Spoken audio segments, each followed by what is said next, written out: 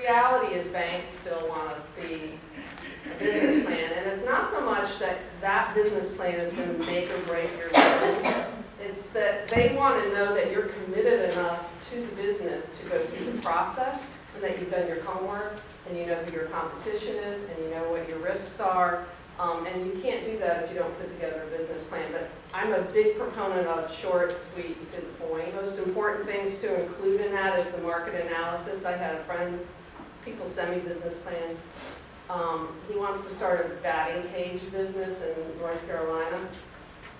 And he had a really good business plan, I have to admit. But what he didn't have in there was the market analysis, which is what is the market for that kind of entertainment? How much money do people spend going to things like that? And so you first have to quantify what your market potential is, and then break it down to where you are in your particular geographic area or your particular niche within that space, in this case, batting cages.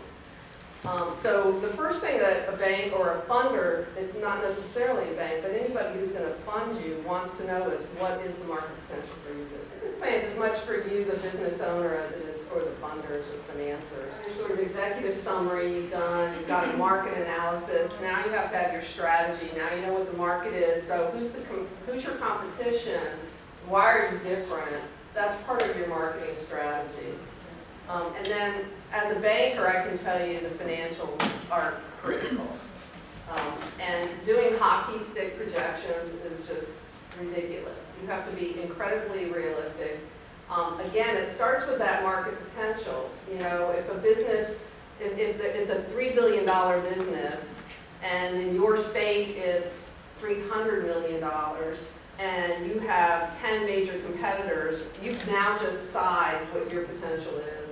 And then the other thing with your projections is you know, besides being incredibly realistic about your growth rates, which are always pie in the sky, but is every business plan I've ever seen underestimates your first year expenses.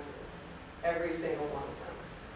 So you should really sort of over-exaggerate. The things people don't think about are all of your liability insurances, your taxes, the marketing expenses, your infrastructure expenses. You think about the cost of goods. Okay, you know, I'm gonna sell widgets, and my widget's 10 cents. I'm gonna sell it for $1, but they don't get much further than that. So you do have accounting expenses. You do have legal expenses. You have you know, utility expenses. You have all those things. You have to include it right down to the detail.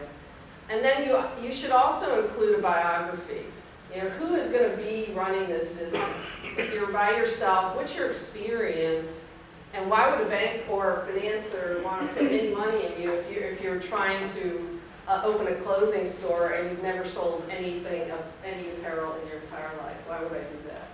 So, you know, you have to produce the experience level that makes sense for the kind of business that you're going to run or own or buy. If you're self-financing, you know, a lot of people do self-finance or bootstrap, you know, you're the investor. So you need to think in terms of, you're the investor, the banker, you need to think in terms of, is this business going to lose money for me or make money for me? So some of the same things we're talking about here apply to you as the investor deciding whether to go into the business. Yeah, the manager actually, he gave her equity in the business to ensure that she would stay for at least 2-3 years. He needed that because he didn't know anything about running a food and beverage business. So I thought that was really smart on his part. And now here's the biggest mistake, as a 40-year banker, I can tell you every new business makes, is they don't spend the money on hiring an accountant. And they think that they can do QuickBooks, or they can set up their own Excel spreadsheet, and I'm telling you right now, you need an accountant. You pay for an accountant. You don't have to pay a lot of money for an accountant, but you've got to get your taxes filed. You have to pay property tax, even if you're working from your home. All of those things, it's, you know, so critical. It will take the best businesses down. You've got to make sure that you prepare and file all of your taxes. So now you've got all the infrastructure done. You got your business plan. You really put a lot of thought and ideas. You've talked to people that are in the industry. You know, that's how you can also get a lot of your marketing ideas. Is, you know, who else is doing this? So that's all done. Now you gotta get money. If you're starting from zero scratch, you're not buying an existing business, you almost always have to start with friends and family. And that means tapping out any equity that you might have in your home. That means, hitting up everybody. The batting cage guy, I said, he needs $200,000, and there's not a bank in the world that's going to loan it to him. I guarantee you. It's a startup. It's not an attractive business from a bank.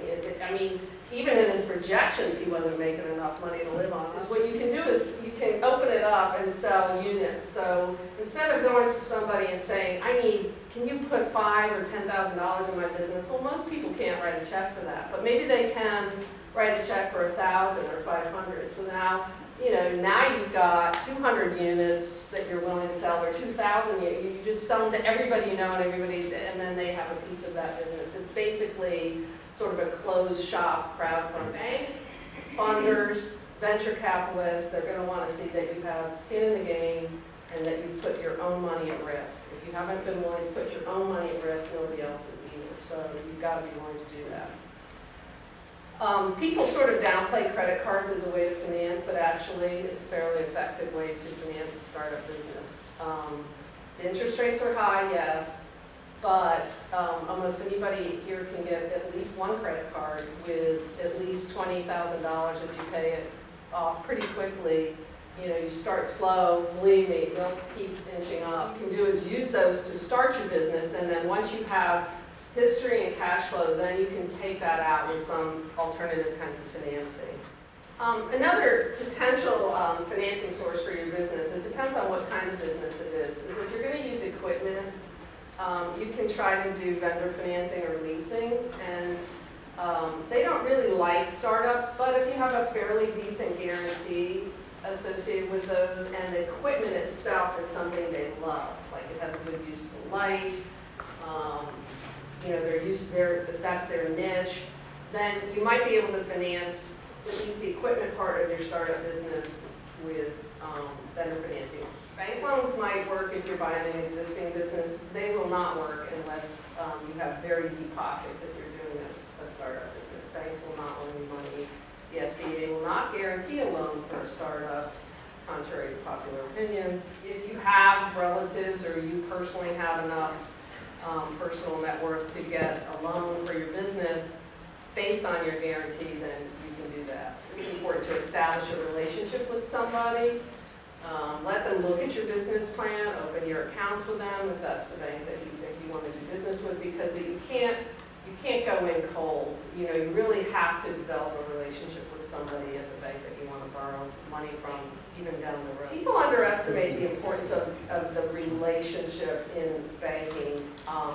So whether you're, a lot of people have friends that work for banks, and then no matter what size bank, then I would say go with the person you know always. The difference is the community banks will do edgier deals and a little bit riskier deals, but God, are they more expensive. You are paying for the fact that it's a little bit squirrely, or nobody else wants it, or you're paying for that, the CEO relationship. So that's, to me, the difference between a small community bank and a big bank. And I would definitely, unless you have a personal relationship, you should shop it. You should give it to at least 3 banks when you're ready to do financing. How do you develop personal relationships with bankers? Well, you're going to ask your accountant that you've already hired, because I know you're going to have hired an accountant.